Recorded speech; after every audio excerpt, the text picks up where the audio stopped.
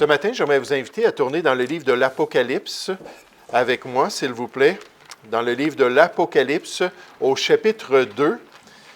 Et si vous vous rappelez, dans les chapitres 2 et 3 du livre de l'Apocalypse, on a le Seigneur Jésus qui donne un message à 7 églises.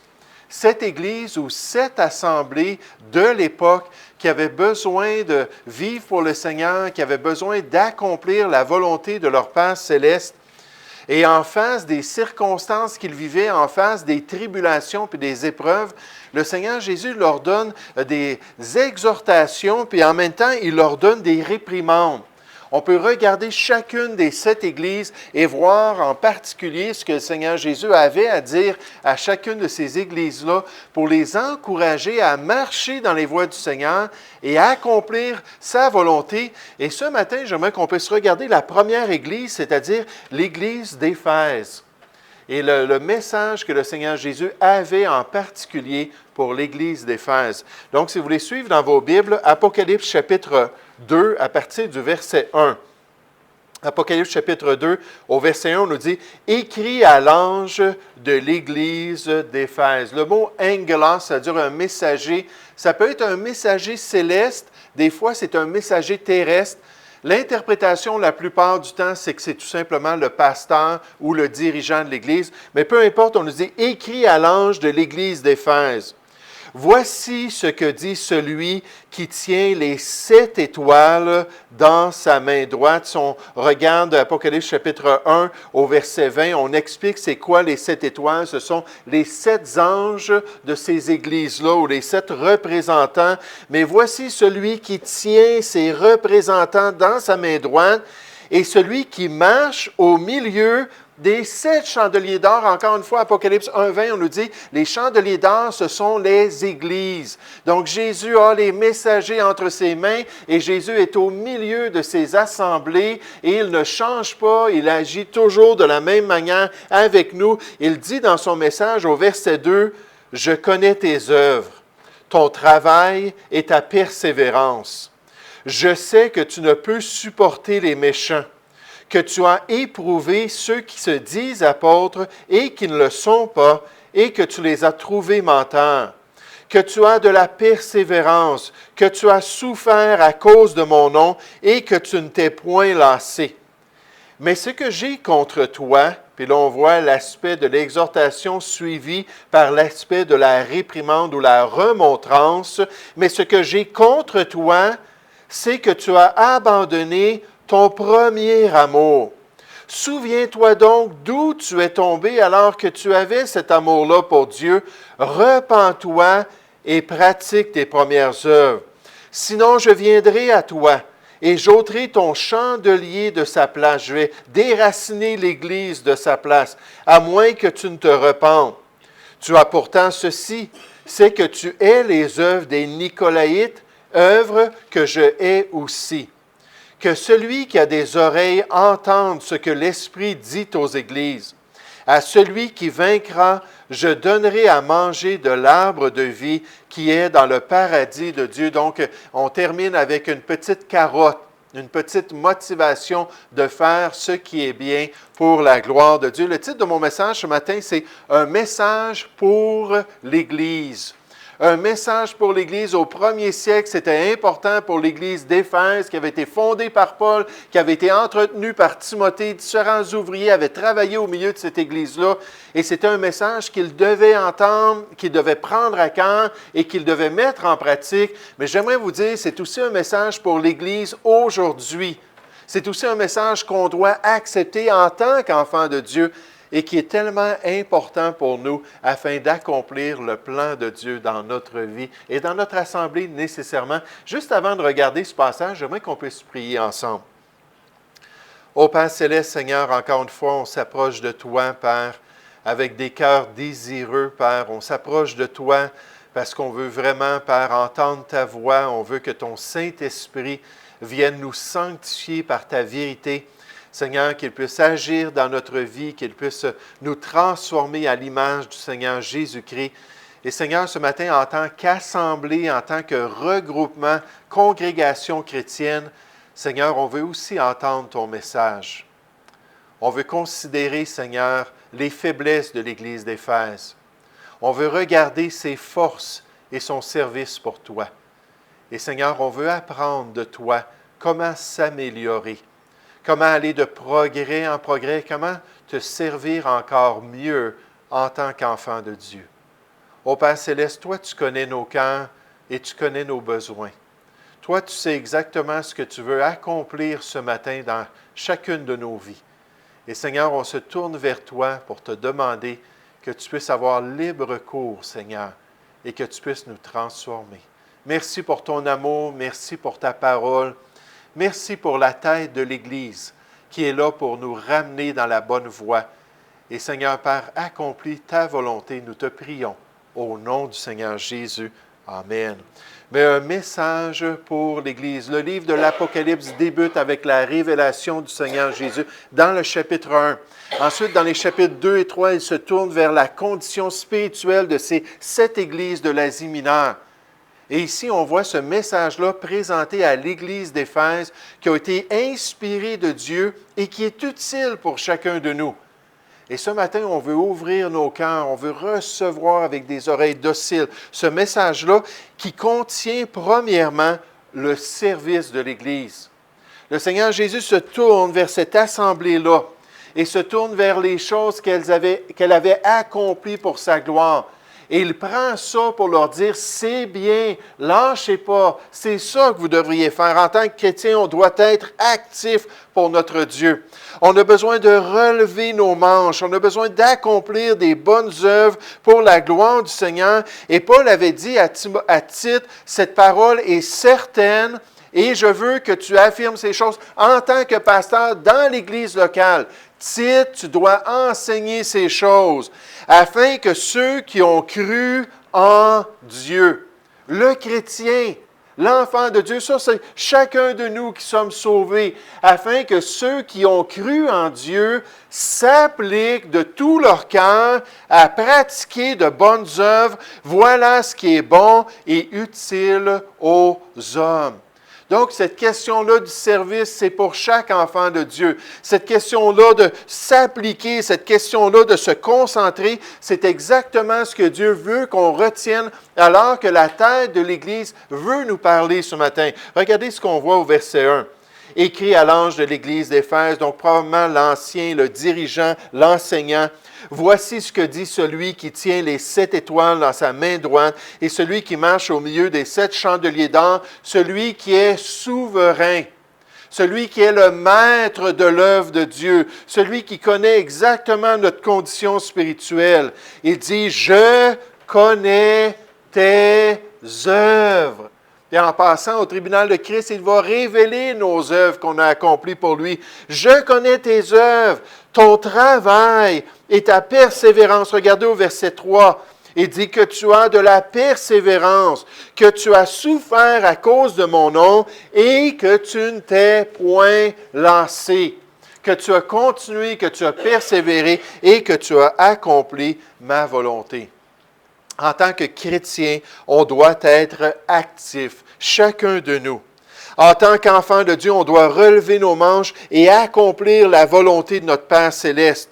On doit avoir du zèle pour servir concrètement dans l'Église locale parce qu'après tout, Dieu nous dit que nous avons été créés en Jésus-Christ lors de notre salut. Lorsqu'on a été sauvés, lorsqu'on s'est tourné vers lui, il nous a plongés en Jésus-Christ, il nous a unis avec la personne de Christ. Et la Bible nous dit qu'on a été créés en Jésus-Christ pour de bonnes œuvres. Pas de mauvaises œuvres, pas des œuvres contraires au plan de Dieu. En fait, on doit rechercher ce qui est bien à ses yeux. On doit examiner ce qui est agréable au Seigneur. On a été créés pour de bonnes œuvres que Dieu a préparées d'avance afin que nous les pratiquions. Lorsqu'il nous a sauvés, il y avait déjà des choses dans notre avenir. Lorsqu'il nous a sauvés, il y avait déjà un appel pour nous. Lorsqu'il nous a sauvés, il y avait déjà une volonté parfaite pour chacun des chrétiens. Et il nous a donné l'équipement spirituel ou les dons spirituels pour être en mesure d'accomplir ces choses-là pour la gloire du Seigneur. Lorsqu'un chrétien est en règle avec son Dieu, alors celui-ci, son Dieu, peut l'utiliser librement selon sa volonté.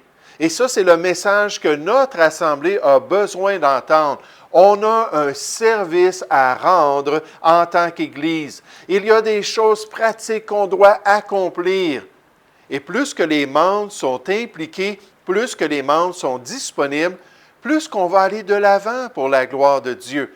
Puis Jésus se tourne vers cette assemblée-là, puis il dit en passant, « Je le sais. Je le sais que vous êtes de bons serviteurs. Je sais que vous vous êtes appliqués à faire ma volonté. Je suis conscient de votre travail pour la gloire de Dieu. » Hier, je suis venu un peu nettoyer des choses sur le terrain.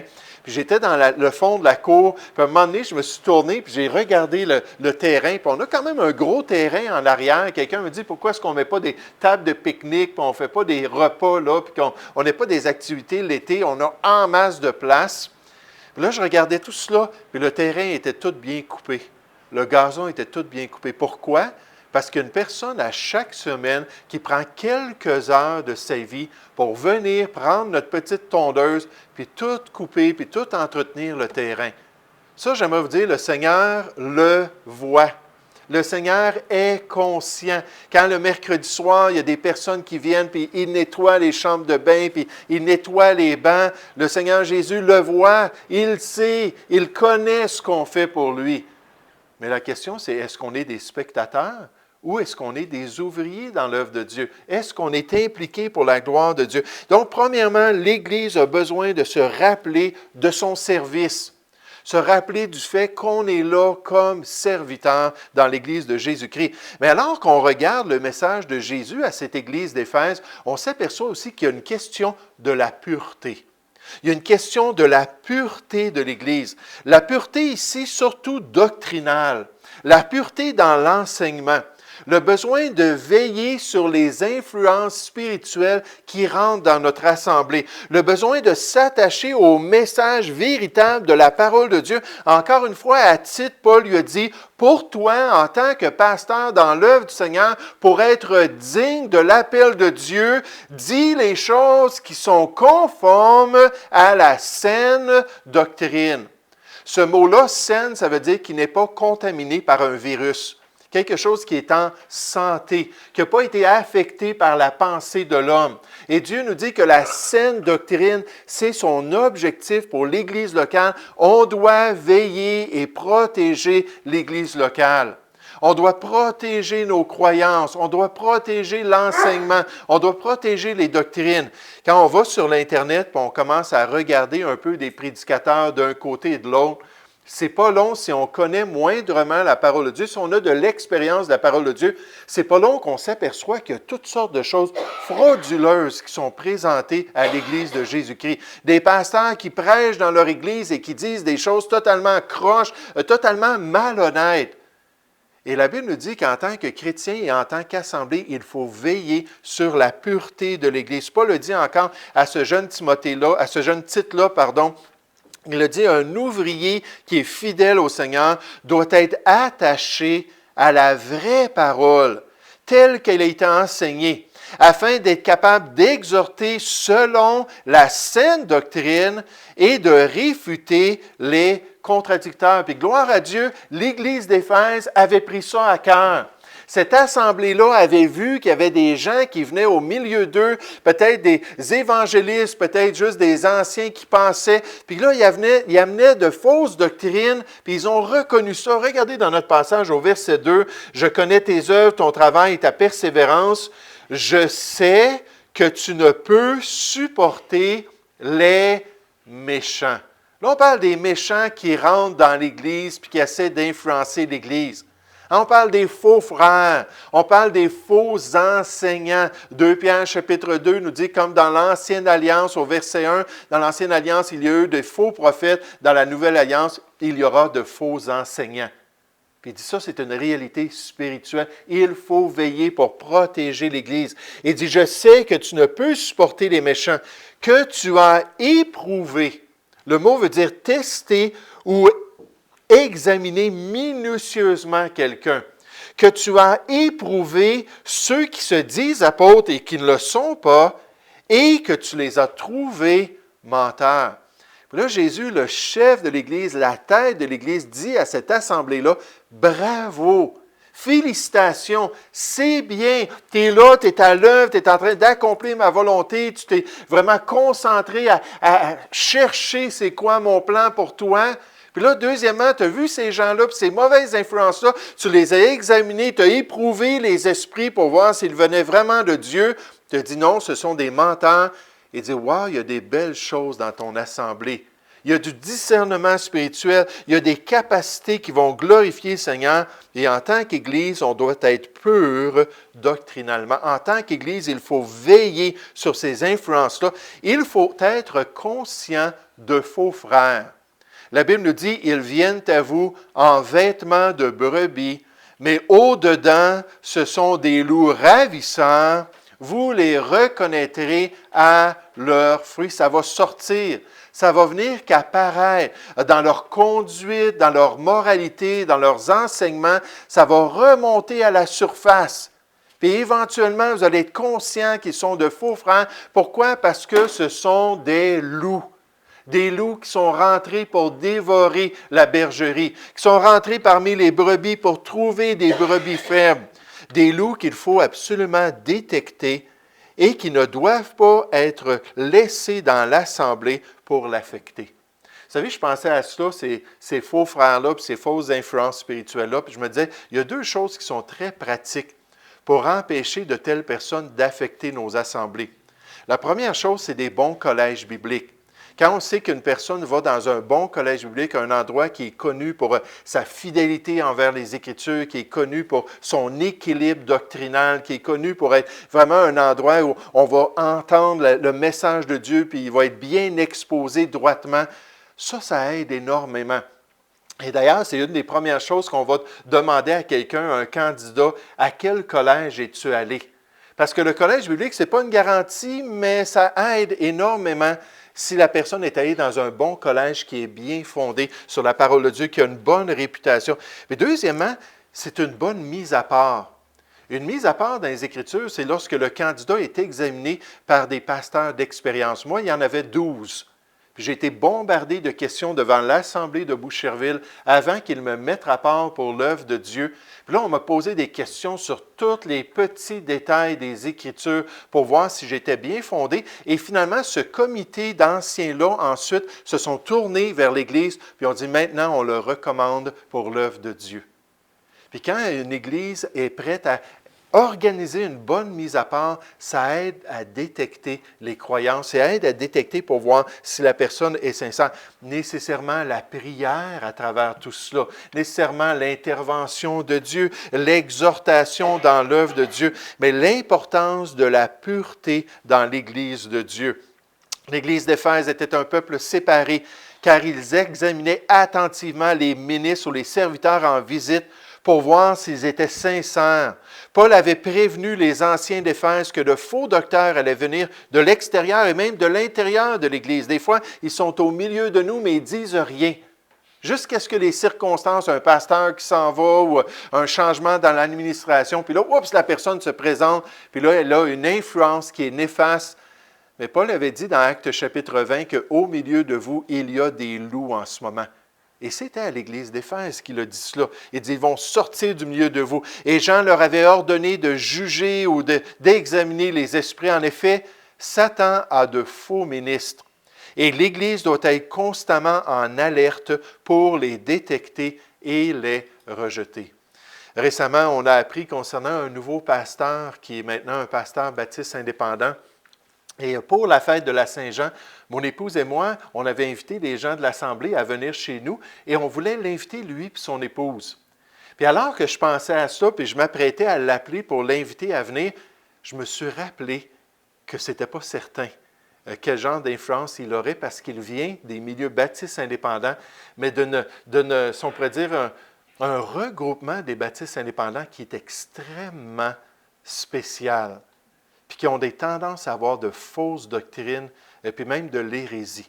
Puis là, lui, maintenant, il est au Québec, dans nos milieux. Puis là, je pensais à ça, je me suis dit, bon, mais là, je l'invite, il va parler, c'est un homme qui aime parler, il va parler avec les gens pendant des heures de temps. puis je n'ai pas questionné concernant ses croyances. Écoute, tu viens de tel milieu, tu as été formé dans telle église, je sais le collège biblique qui t'a influencé, puis je sais les positions de ce milieu-là. Puis là, il faudrait juste que je prenne le temps, puis que je parle avec lui, puis je lui pose des questions. Puis à la lumière de ça, j'ai décidé de ne pas l'inviter. Je ne pouvais pas être à côté de lui tout le temps, là, pendant ces heures-là, pour voir s'il est en train de dire quelque chose de vraiment hérétique. Surtout en tant que position de pasteur, les gens vont dire, oui, mais c'est un ouvrier dans le Seigneur, c'est quelqu'un, c'est un homme de Dieu. Puis là, ils vont accepter cela, peut-être sans examiner attentivement les Écritures. Mais la Bible nous dit que c'est tellement important de le faire. Oh, le message pour l'Église aujourd'hui, c'est « Soyez donc des serviteurs ». Soyez donc actifs, faites des efforts par la grâce de Dieu pour accomplir ces œuvres-là qu'il a préparées d'avance pour vous. Deuxièmement, en tant que chrétien, on doit aussi se rappeler de la pureté de l'Église. Jésus dit, vous avez fait ce qui est bien. Ce n'est pas parce que quelqu'un dit « Seigneur, Seigneur » que c'est nécessairement un enfant de Dieu. Ce n'est pas parce que quelqu'un rentre dans l'Église et dit « Je suis un évangéliste » ou « Je suis un pasteur » ou « Je suis un chrétien » qu'on va absolument croire tout ce qu'il nous dit. En tant que chrétien, l'Église doit veiller, doit avoir du discernement et faire ce qui est bien aux yeux de Dieu.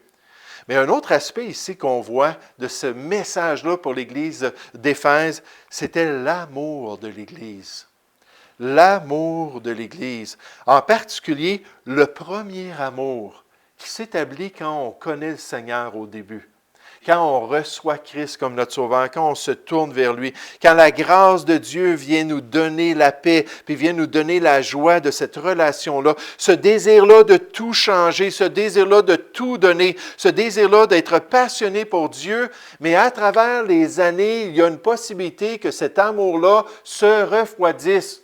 En fait, on nous met en garde parce qu'on nous dit que si on ne se maintient pas dans cet amour-là, il va tout simplement s'effriter et disparaître. Puis ça doit être une priorité pour le chrétien. Maintenez-vous dans l'amour de Dieu. Jusqu'à la fin de votre vie, en attendant la manifestation de la grâce de Dieu, en attendant la venue de notre Sauveur, il faut garder cet amour-là. Et pour l'Église d'Éphèse, malgré leur zèle, malgré leur service, malgré leur pureté, malgré qu'ils avaient chassé des faux enseignants, malgré ça, il y avait ce domaine-là subtil d'un manque d'amour envers Dieu. Regardez au verset 4, Jésus dit, « Mais ce que j'ai contre toi, c'est que tu as abandonné ton premier amour. » Personne ne peut nous enlever notre premier amour. Personne ne peut nous affecter pour qu'on se détourne de ce premier amour-là. C'est un choix qui vient de notre propre cœur. Tu as abandonné ton premier amour. Souviens-toi donc d'où tu es tombé. Repens-toi et pratique tes premières œuvres. Reviens à ton service chrétien. Reviens à cette manifestation concrète-là de l'amour. La Bible nous dit dans 1 Jean 5 au verset 2 que l'amour de Dieu consiste à garder ses commandements, à pratiquer sa parole. Donc, si on revient à ce premier amour-là, on va encore avoir du zèle. C'est ça qui est merveilleux dans le Seigneur, c'est qu'on peut se repentir.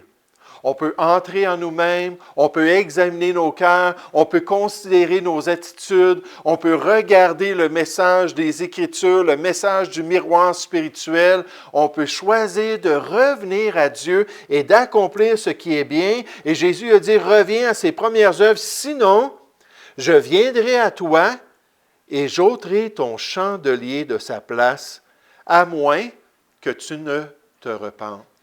Vous savez, l'Église est entièrement entre les mains de Jésus. C'est lui qui contrôle toutes choses.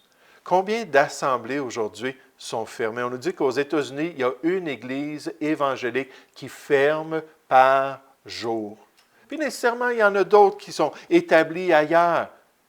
Mais il y a des églises, il y a des mouvements qui sont disparus et Jésus nous dit qu'une des raisons, c'est qu'il va enlever sa protection, il va enlever sa bénédiction et il va enlever le flambeau. Et il y aura plus ce témoignage-là à Éphèse. Il dit, il faut que tu te repentes. Ce concept-là de l'amour pour Dieu.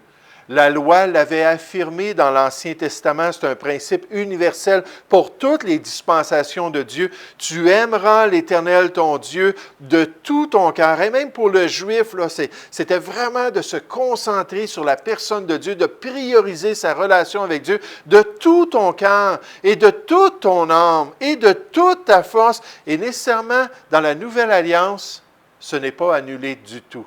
Au contraire, on continue à nous parler de cette relation-là avec Dieu. On continue à vraiment mettre l'accent sur les priorités spirituelles. Tu aimeras le Seigneur ton Dieu de tout ton cœur, de toute ton âme, de toute ta force, de toute ta pensée et ton prochain comme toi-même. Et Jésus a dit, en fait, cet amour-là doit surpasser tous les autres amours de notre cœur. Dieu ne veut pas de compétition. Il veut notre plein amour. Et ensuite, des relations avec autrui. Il dit, celui qui aime son père ou sa mère plus que moi n'est pas digne de moi. Et celui qui aime son fils ou sa fille plus que moi n'est pas digne de moi. Parce que Dieu a une tolérance zéro en face de la compétition pour notre amour. Il veut notre amour entier. Il veut qu'on l'aime de tout notre cœur. Il veut qu'on soit passionné, puis qu'on garde, puis qu'on maintienne ce premier amour-là tout au long de notre vie. Et c'est pour ça que, en tant que chrétien, on doit toujours revenir à la relation avec Dieu. Cette relation qui affecte notre cœur et ce cœur-là qui affecte tous les aspects de notre vie. Et en tant que chrétien, on doit toujours revenir et se poser la question, est-ce que Seigneur, je t'aime de tout mon cœur? Est-ce que Seigneur, je maintiens cet amour-là pour toi? Pierre le dit ainsi, mais sanctifiez dans vos cœurs Christ le Seigneur. Ça ici, c'est comme l'image de mettre Jésus à la première place. Le podium des priorités de notre vie, en haut du podium, c'est le Seigneur Jésus. C'est lui, notre Dieu, qui est le plus important dans notre vie. C'est lui qui est le plus important dans nos choix. Tu as quitté ton premier amour. Au début, l'Église d'Éphèse était zélée et motivée par l'amour, mais cet amour s'estompait avec le temps. Cet amour pourrait être dirigé vers Dieu ou des frères et sœurs dans le Seigneur, et en fait, c'est lié ensemble. Si on aime Dieu, on va aimer notre prochain. Si on démontre qu'on n'a pas d'intérêt pour notre prochain, probablement c'est parce que nous n'aimons pas Dieu non plus. Dieu nous remplit d'amour pour notre prochain. Leur amour pour les non-croyants dans la ville a peut-être aussi faibli sous la lourde main de la persécution, mais ce besoin-là de garder notre premier amour. Je lisais concernant un compositeur anglais qui a composé quelques cantiques, puis en fait, un des cantiques dans le monde anglophone est très, très connu. C'est un cantique, son nom c'est Robert Robinson, puis c'est un cantique qui est très, très aimé. Puis M. Robinson, c'est un pasteur baptiste anglais qui a eu vraiment un beau ministère pendant quelques années et qui avait une passion pour Dieu. Il était doué dans la musique. Puis alors qu'il exprimait son amour pour Dieu, il a écrit vraiment des cantiques qui sont sublimes, dont, comme je l'ai dit, quelques-uns qui sont devenus très connus. À un moment donné, malheureusement, dans sa vie personnelle, il a commencé à se refroidir. Il est devenu ce qu'on appelle un chrétien rétrograde, qui revient sur son engagement, qui revient sur des décisions qu'il avait faites pour suivre l'appel de Dieu, qui était vraiment même rendu à la place où il lisait même plus la Bible. Il avait cessé son ministère, il n'allait plus à l'Église, mais il était tourmenté par la situation. Puis il a décidé, pour s'aider, d'aller voyager à travers le monde. Puis il est parti au 19e siècle en bateau, puis il a commencé à voyager, puis il allait dans différents pays, puis il côtoyait des gens de différents endroits, puis nécessairement l'Angleterre avait des colonies qui lui permettaient d'avoir des protections alors qu'il allait en Inde, puis en Indonésie, puis ainsi de suite. Puis à un moment donné, dans un de ses voyages, il était sur un bateau, puis il a vu une Anglaise. Puis il était surpris, il était vraiment loin de l'Angleterre, puis il est allé la voir, c'était une jeune dame. Puis il a commencé à parler avec elle, puis elle était en voyage missionnaire, elle était en train de chercher l'endroit où elle pouvait servir le Seigneur, puis accomplir le plan de Dieu. Puis elle a dit, elle dit, Seigneur, il m'édifie tellement par sa parole, puis elle a dit, il y a un cantique que j'ai ici dans ma Bible, que je lis régulièrement. Puis elle dit, ce cantique-là, là, vraiment m'encourage à tout donner au Seigneur. Puis elle a ouvert le cantique, puis elle a commencé à le chanter. C'était un des cantiques qu'il avait écrit.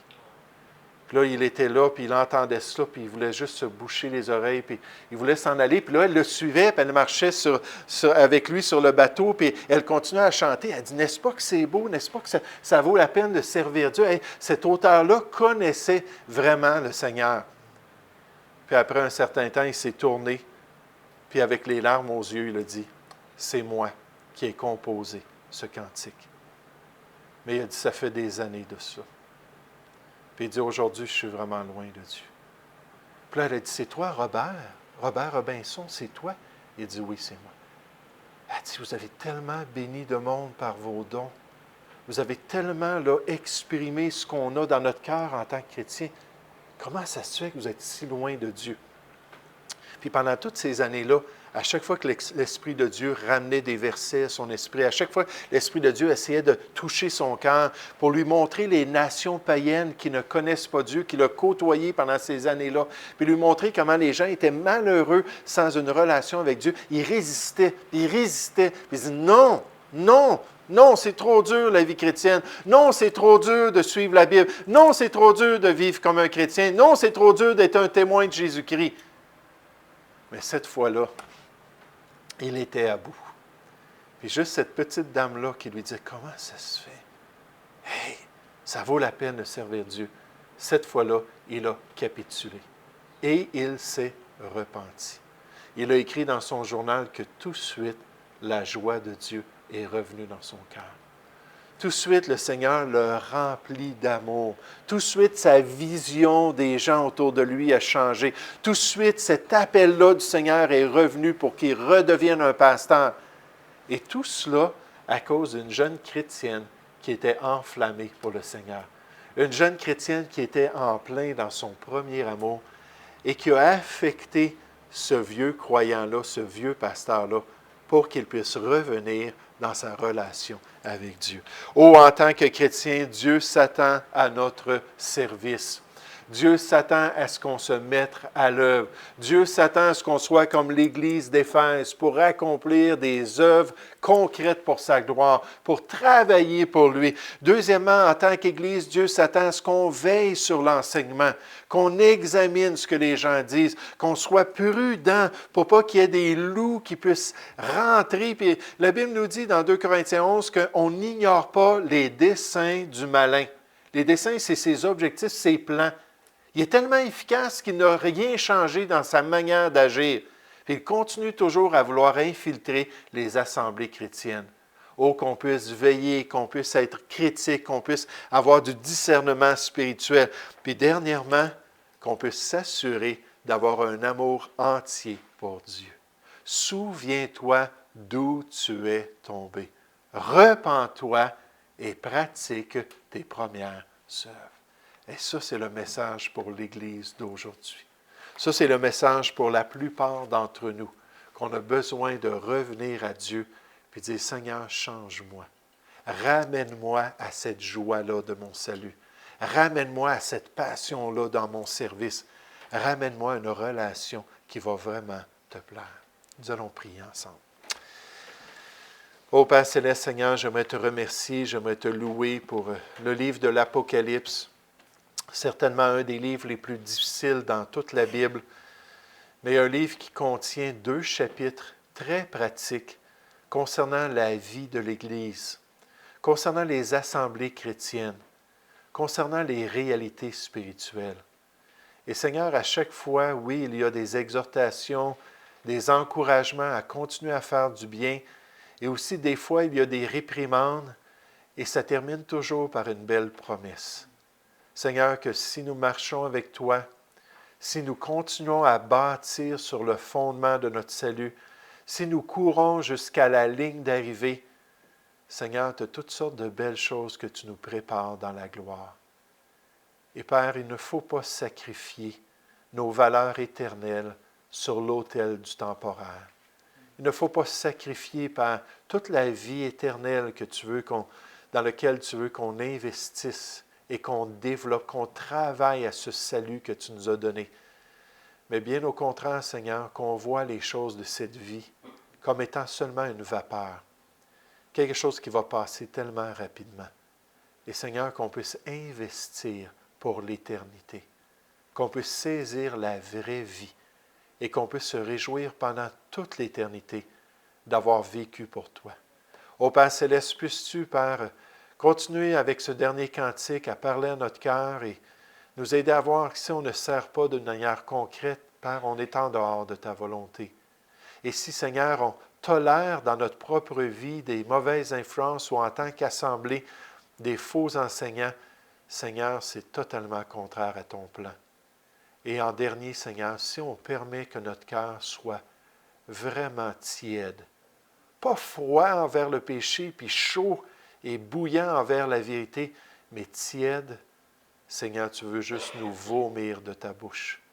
Alors, Père, rappelle-nous nos premiers jours et rappelle-nous notre zèle d'autrefois pour qu'on puisse te servir de tout cœur. Nous te prions au nom du Seigneur Jésus.